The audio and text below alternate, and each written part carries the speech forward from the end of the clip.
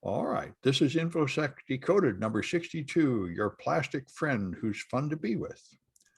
And we're starting with Irvin, who has discovered how to combat ransomware. No, I have not discovered. Microsoft posted a two-part guide on human-operated ransomware, Is there some other kind? right? I I mean, did. Oh, I thought there was just one. It's an interesting read. The first thing that caught my attention was the detection and response team. I remember having an ISO of their tools for every Windows OS. So I was like, oh, this might be interesting. And then as read it, oh, it's all right. It's just basically user training. well, they use Microsoft Defender, which I guess would protect you if you used Edge, Yes. but it's probably not going to stop any serious ransomware. No, it's just like using these tools to help train the human to not click on the link and cause mayhem. Yeah, that sounds pretty bogus to me, but Yep. Although somebody in a comment on Twitter said, hey, the first step is dressing up in camouflage so that the ransomware doesn't see you. Just like in the picture. that sounds similarly effective. Yeah. Yep. All right. And Alan's got Peter Thiel. Peter Thiel, the bad boy of Silicon Valley, one of the co-founders of PayPal, founder of Palantir, early investor in Facebook, has a new biography, unauthorized biography out, written by Max Chafkin.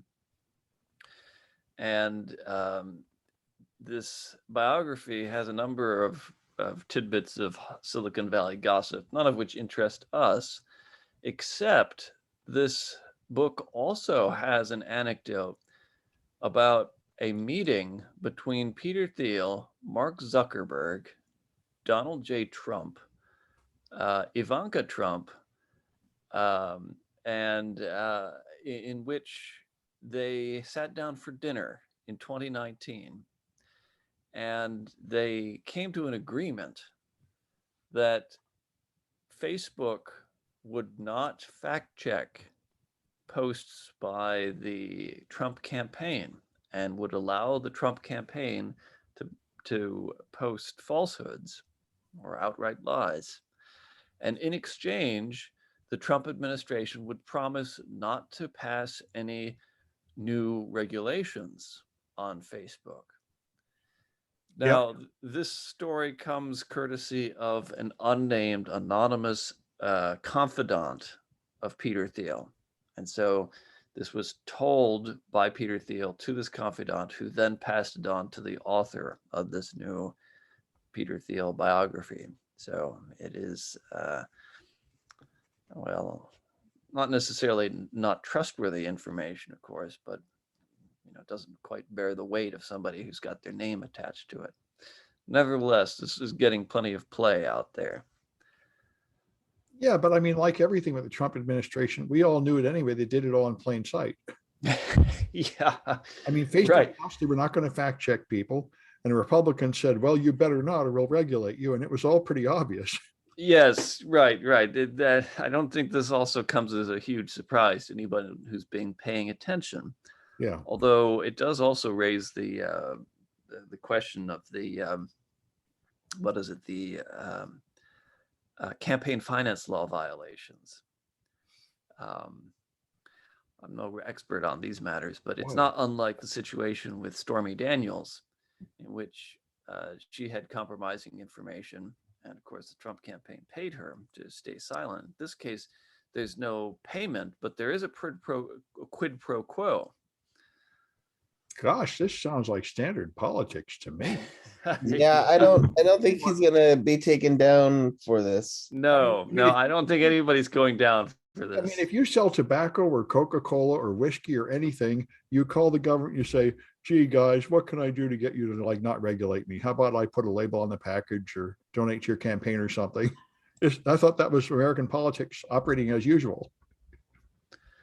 Well, at any rate, Mark Zuckerberg has been asked, and he has denied ever having such a conversation with How can he possibly deny it? It's all over the place. I guess he's also not subject to fact checking. Not really. He's got his own media platform. He can say whatever he wants, and he can get away with whatever he wants on this platform. Well, now he has an independent board, which they lie to. Oh, that board's been around for years. Nobody pays any attention to them. Well, they formed that board to decide when to punish people. Yeah, And then they lied to them. It's meaningless. I think everybody knows that board does nothing. Yeah, well, they didn't do anything. They just kicked it back to Facebook and said, well, you need to make up the rules. Right. Facebook said, well, the whole point of you guys was so we wouldn't have to make up the rules. So they got nowhere. Yeah, well, Facebook is very much like big tobacco. It just, everybody knows it's horrible. And yet it goes on and on and on, and nobody stops it. Yes, well, my next story addresses that directly. Okay, well, good. All right. And anyway, I was very interested in this article in the Wall Street Journal about Xi Jinping, the leader of China, because in the last 6 months, he has totally turned into Chairman Mao in a really extreme way, crushing all the billionaires, regulating everything, putting out a book of his sayings that everybody has to learn, and, really pushing China far to the left. And they wonder what's going on. And they say what's going on is basically Trump in a mirror image. This is his way to gain like permanent power in China, is to push an extreme ideology. And I must say, watching America collapse is helping him greatly, because he can say, look, we have to do all this stuff, regulate the media and clamp down on video games and get rid of all the billionaires and tech companies and everything. Otherwise, we'll turn into America, which doesn't look so great these days. So anyway, that's his plan for power, and they're explaining how it goes. And he's also talking a lot about military interventions and taking back Taiwan and Hong Kong and everything in brutal ways, and how everybody just better stay out of their way. So it seems like I see a whole lot of the Western press pushing more and more anger at China, like they're trying to start a war.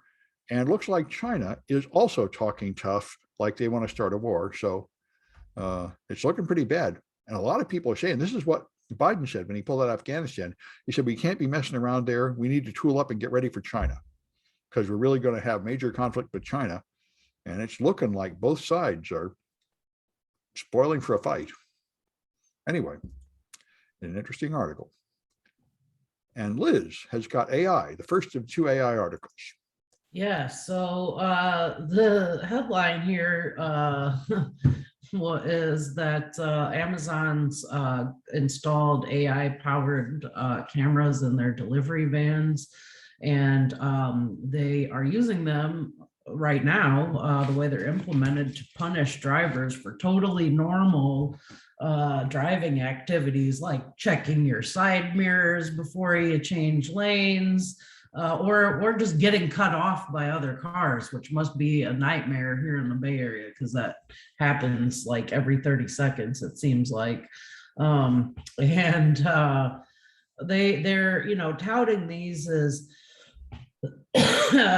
safety, safety improving and wonderful because they've reduced the accidents and stuff, but they're not so great for the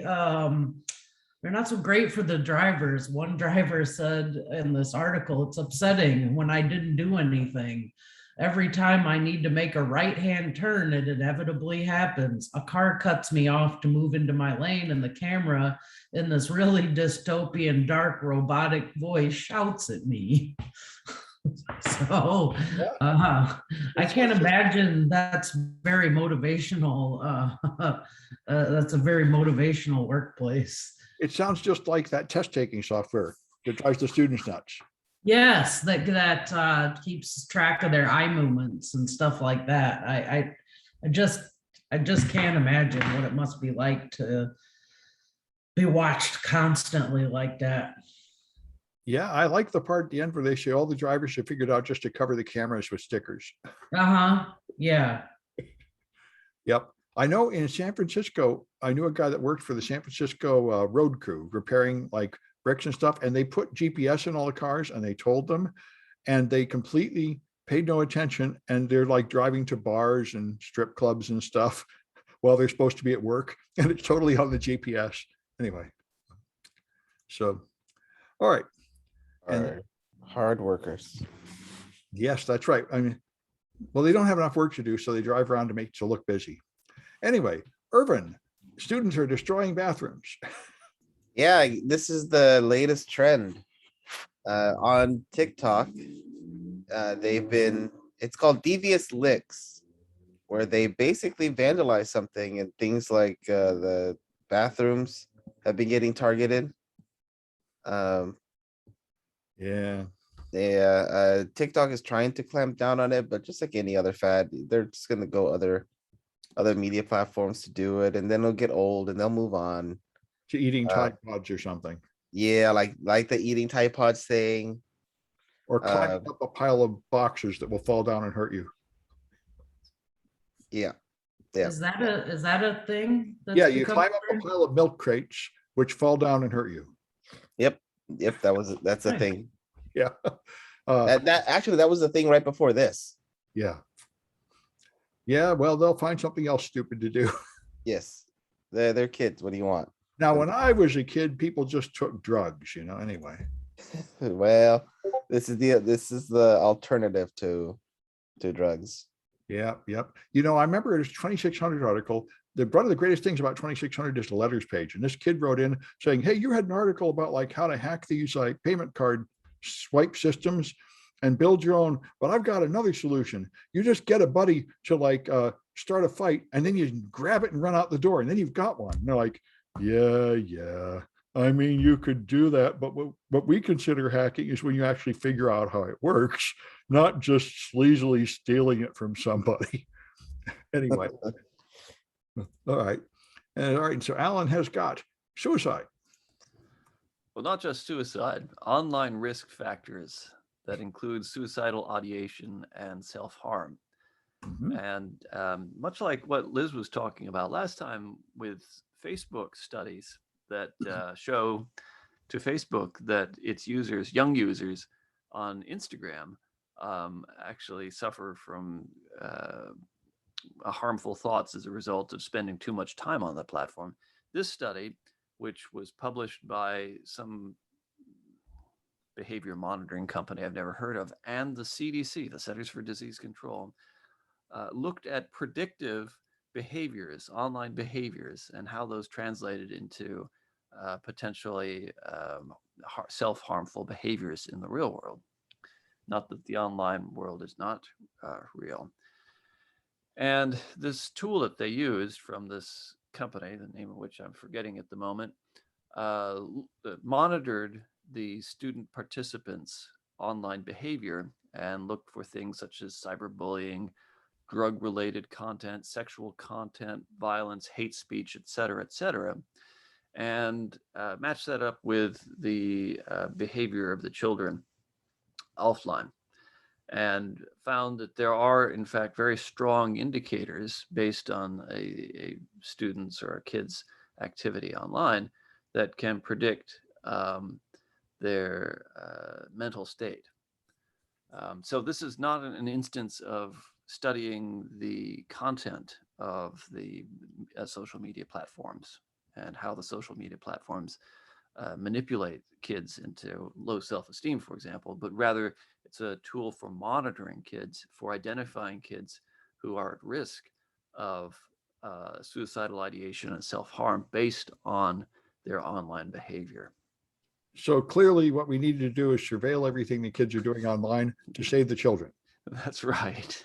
And that's why they go out destroying things like the bathrooms. Yeah, and this is they say this tool is called Bark. I think the point is to sell this tool. You should install this tool and monitor what all the kids are doing to stop them from doing bad things. Yes, which is kind of surprising that the CDC would get involved in this in the first place. But nevertheless, it is interesting that they've included hate crime, racism specifically, that is a predictor for low self-esteem, suicidal ideation, and self-harm. Well, this goes all the way back. In ancient Rome, Cicero gave a speech saying the youth of today are off at parties and getting drunk. They aren't diligent to their studies and dutiful at work like when I was a lad, Oh yes, every generation loves to do that. Yep. Not long ago, it was all the complaining about the millennials. Yeah. And now the millennials are doing the complaining about Gen Z. Yes, it'll never stop. All right. And so anyway, Binance. I was trying to buy some cryptocurrency recently, Radix, for my class, for my students to play with. And you can only get it on Binance. And you cannot even make an account on Binance from America anymore. The first question you ask, if you're an American, if so, get lost. We will have nothing to do with you. Because they're being investigated by the US government for insider trading, which apparently they've been doing. You would make trades and they would take the information from your trade and buy stuff like ahead of you. So then you'd have to buy it for a higher price or something, which is one of the many very common sleazy things these exchanges do. Anyway, so they're denying everything, of course, but they are blocking all Americans and hoping to escape punishment from America. And we'll see how well that goes. But I made it to a less sleazy foreign exchange that would actually let me on, called KuCoin. And the very first thing you do after you get on is they say, hey, welcome, new customer. Click here to buy futures at 100-to-1 leverage.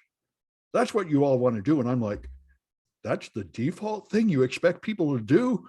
That's insane. And you know, I've been warning my students about this. They're totally heading for a 1929 type crash. I mean, buying stuff at 101 leverage is something no sane human should ever do under any circumstances. And that's apparently the default. Anyway, so this thing is going to go down hard. Anyway. I don't understand the concept. I don't understand the logic behind that advice. You believe it's going to go up. It's going to go up and up. So I will borrow money 100 times what for every dollar, I'll borrow another $100 and invest that, and it will all go up. And I'll get rich, rich, rich faster. It multiplies the growth rate by 100. Not for the risk averse. What could go wrong? Yeah. As long as everything just keeps going up and up and up, we're fine, which is exactly what happened in 1929. And then what happens is when you try to cash out, you can't get your money out. You know, I'm having enormous trouble getting my money out of even this system. The know your customer thing doesn't work. It took me like 3 days to even move it from one crypto into another crypto. And I still have no clue how to ever get the real cash out. So, you know, you think you're rich, but it's just this meaningless number in a computer. When you actually try to cash it out, the money's pretty much not there. Anyway.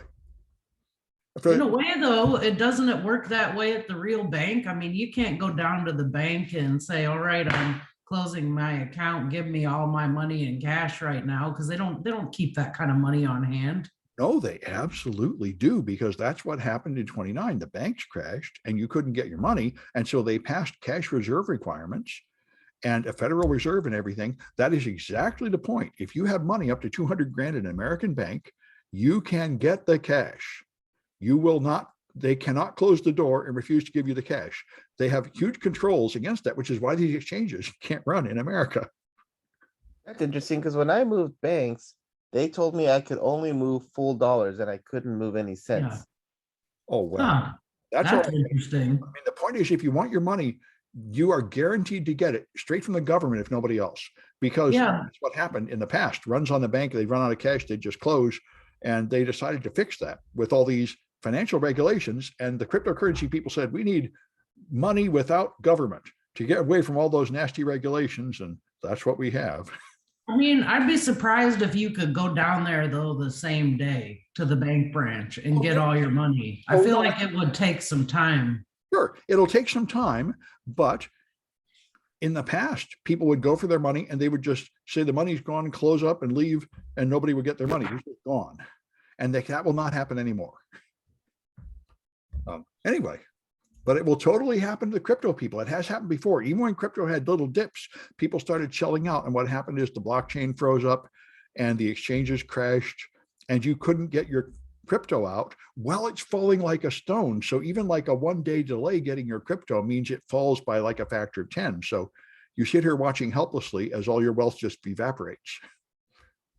And so that's what I expect. That's why I have a little bit of money in there. I don't really care. I'm throwing it around just so students can learn about it, but I don't trust these things at all.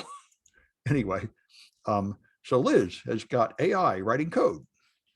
Yeah, it's sort of the next logical step up from auto completion. There's a program called Copilot that will it's sort of like predictive text in that it'll, once you start writing a line of code, it'll guess your intent and write the Like rest. Clippy. Clippy did this. Yeah, yeah. Yeah, and it's kind of funny because they've discovered a few things in that this writes code a little bit too much like real developers, in that it essentially stuffs the finished product full of bugs and does a lot of copying and pasting from Stack Overflow. Wait a minute, an AI that's supposed to write like a developer makes mistakes like a developer? Right, and What? copies and paste code from Stack Overflow. Which is what most developers do. Exactly. Yeah, so isn't it working then? Right, exactly. Yes and no. The funny thing is too, they enumerate one of the in a very succinctly the way that you could do nasty things with this, in that it scans popular code repos for training, to train the AI. And so you could put some really nasty stuff on GitHub and then buy a bunch of stars so that your repo appears to be very popular, and then essentially get that drafted into the next round of training material for it. So I saw another one like this where they took AIs and they gave them like leading questions about conspiracy theories, and they're like wrong like 80% of the time. They say it's cold out. That proves there's no global warming. They said someone had the vaccine and they got COVID. See, that proves vaccines don't work. And it would, normal humans would like give the wrong answer like 10% of the time, but the AI would get it wrong 80% of the time, because by watching humans and being stupid, they learn the stupidest things humans say. Yeah, and one of the things that I'm really interested in right now is poisoning data sets so that you can mess with AI and machine learning training. Yeah, that's the thing. You have to train it on something, and that data set determines the outcome. Yep. Yeah, well, that's why, everybody and their brother is pushing AI as the answer to everything. And, just like every time they do that, the real products produced are far, far less valuable than they were claimed to be. Now, if only someone will hack the Amazon van AI surveillance systems to, like offer positive daily affirmations to the drivers or something. That'd be great. Yeah. All right. And so Irvin has got VPNs. Virgin Media has some routers, and no, they're not saving packets. What is Virgin Media? Is it an ISP or something? I think so. Okay. And in the UK. But their routers have a vulnerability that basically renders the VPN useless, because you can get in with like DNS rebinding. Oh, neat. Yeah. VPNs are getting a lot of bad press lately. Well, they have, just like when Zoom did, as soon as the pandemic happened and everybody started using them. Well, yeah, and I don't know. I mean, why would a normal person need a VPN anyway? Pretty much the only reason is you're doing something illegal like BitTorrent. I mean, people want to feel safe. Well, you could feel safe just by taking drugs. I mean, you haven't got as much value. I mean, I don't think a VPN addresses the major threat model. Like, I hear the ads on podcasts saying you need ExpressVPN so Google won't track you. And I'm like, that's not going to do a damn thing to stop Google from tracking you. No, it's not. Yeah. And I guess the moral of the story is do more drugs. Well, that's what the AI would conclude. Absolutely. Anyway. All right. So Alan has got semiconductors. IDC, which is an industrial, or excuse me, a global advice consortium, has published a study that says that in 2023, the semiconductor shortage will be all over, and if anything, we'll have a glut of semiconductors. So it may be a real problem right now with cars not getting manufactured and electronic devices not getting manufactured and prices going way, way up.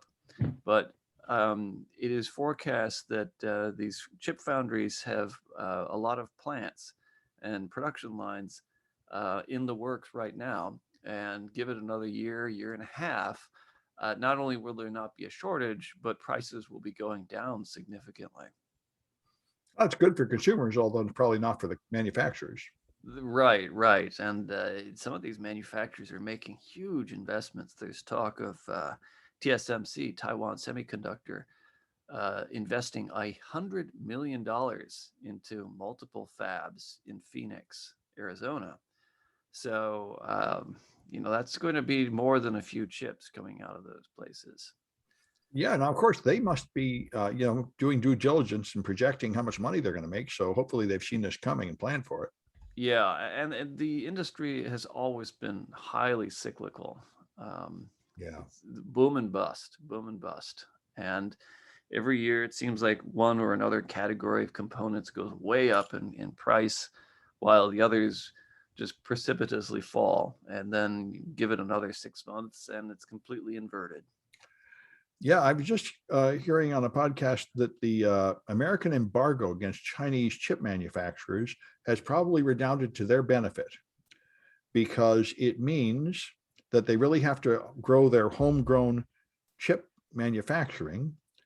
And it has also meant that they have more markets somehow. I forget. Oh, I know. We denied American products. The whole American supply chain cannot go to Chinese manufacturers.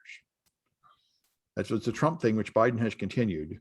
Right. And that means that they now have a market to pump up other kinds of manufacturing stuff. So anyway, they say it's kind of had unintended consequences to make the Chinese technology better. Yeah, and Risk-V is going to have a big part to play in this, probably. What's Risk-V? Risk-V is the new the new China. open ISA on the block. Yeah, Right. It's competing with ARM. That's right. Yeah. Yeah. And like I say, when I hear Taiwan manufacturing stuff, I think Taiwan is probably going to be taken over by China, and then they'll be blocked from the American market. Well, that's exactly why TSMC is potentially investing $100 billion in multiple fabs in Phoenix. Yeah, but if they're a Chinese company, they will be not allowed to buy an American subsidiary, or, they'll have to, I don't understand. That won't be allowed much longer. Well, they might be able to split apart. Yeah, that's what's going to have to happen. There is probably a TSMC North America. And if there were serious military conflict in Taiwan, they could probably split it off and flee, essentially.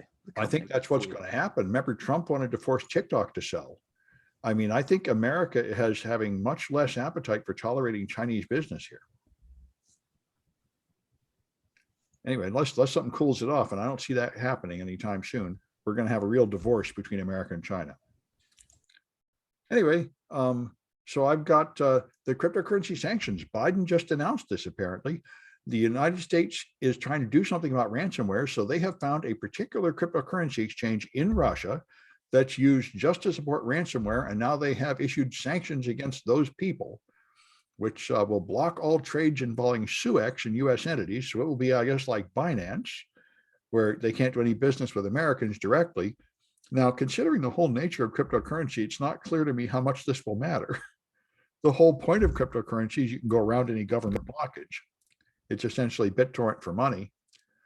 But anyway, it does show Biden trying to use, technical solutions against the cryptocurrency exchanges. And that's what they're all worried about. I mean, this is when Tesla bought in and then major banks bought in, crypto is going legit. And therefore, it's going to have to start obeying the law somewhat. So we're going through, I think, the final shakedown, where these cryptocurrency exchanges basically turn into banks and cryptocurrency turns into normal money. Anyway, and then Liz has got a ransomware gang hitting an agriculture business. Yeah, this is a pretty wild story. And I think it's an indicator of future attacks to come as well. At first glance, it seems like an unlikely target, I guess, because, I'm originally from the Midwest and farmers have various co-ops, farm co-ops, grain, milk, different commodities that they will band together, like small farmers or even larger farmers will band together and sell their products as a unit to get better prices for what they're selling. And one of these farmer co-ops got hit by a ransomware gang, and they're asking for like almost $6 million which is pretty intense. When you think about it, there are a handful of wealthy farmers, but really most of them are not very wealthy. There's a pretty tight margin on stuff. There's not a lot of room for error. Some farmers still were in the place where if you get one bad harvest, you can get wiped out. And it's kind of especially bad now with the way that companies like Monsanto and the equipment manufacturers like John Deere and stuff sort of have these farmers really bent over a barrel because essentially they've relegated them to becoming sharecroppers on their own land. Because they owe their soul to the company store for perpetuity. And now they're getting hit by ransomware attacks. And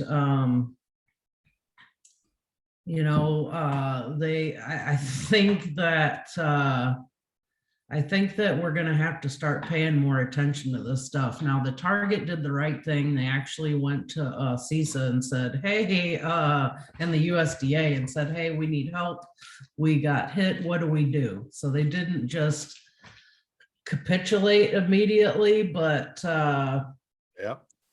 it can be problematic. And especially when you think about, this could really have some ramifications, especially when you think about how many agricultural systems are controlled over the wire, such as irrigation, fertilizer application, harvesting combines, stuff like that. You could actually have some pretty dangerous stuff happen down the road. If we continue to fail to secure these systems. Yeah, and I think what's happening is for critical national infrastructure like this, the government is finally stepping up to do something about it. So I know this really basically attacks by foreign governments, and it really makes more sense for the military to protect us than for individual companies to have to fight them off alone. One thing that was interesting about this, that was a standout in this article, was that the company said that their critical infrastructure, they said about 40% of grain production runs on their software, and like 11 million animal feed schedules rely on them. So I think that I think they may have like downplayed it, the severity of this just slightly in the article, because